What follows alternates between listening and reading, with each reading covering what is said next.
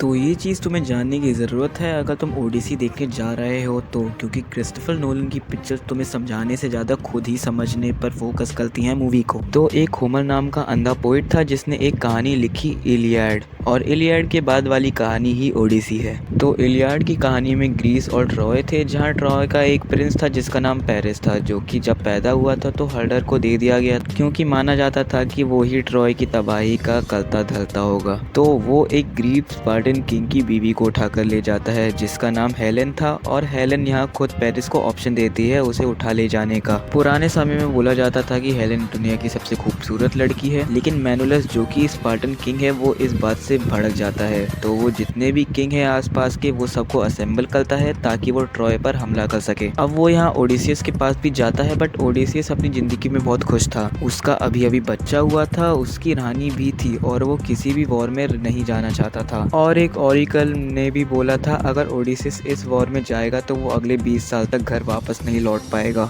और वो अपने बेटे से इतने समय तक दूर नहीं रहना चाहता था। बट एट दी एंड वो वॉर में पार्टिसिपेट करता है। लेकिन जब ये सब मिलकर ट्रॉय पर हमला करते हैं तब वो लोग 10 साल तक उनका कुछ भी नहीं बिगाड़ पाते हैं because of the walls of the kingdom. लेकिन ओडिसियस के पास एक प्लान था। उसने एक हॉर्स का स्टैचू बनवाया था और उसने सारे शिप्स को वापस जाने के लिए बोल दिया था ताकि पेरिस को लगे कि स्पार्टन किंग चला गया है, और वो उस हॉर्स के स्टैचू को अपने अंदर किंगडम में ले आता है जिसके अंदर काफी सारे वॉरियर्स भरे हुए थे। और जैसे ही रात होती है उस स्टैचू से सारे वॉरियर्स बाहर आते हैं और वो पूरा ट्रॉय को डिस्ट्रॉय कर देते हैं। और अब जब घर वापसी का समय आता है तो ओडिसियस को कोई फोर्स है जो कि उसको घर जाने से रोक रही है, क्योंकि घर वापसी के समय वो एक आइलैंड पे रुका था जहाँ पे उसको साइक्लॉप्स का सामना करना पड़ा था। तो हम इस मूवी में इसी की घर वापसी को देखने वाले हैं, और इसी के वक्त हमें बहुत सारे मॉन्स्टर जैसे कि साइक्लॉप्स वगैरह देखने को मिलेंगे। बस।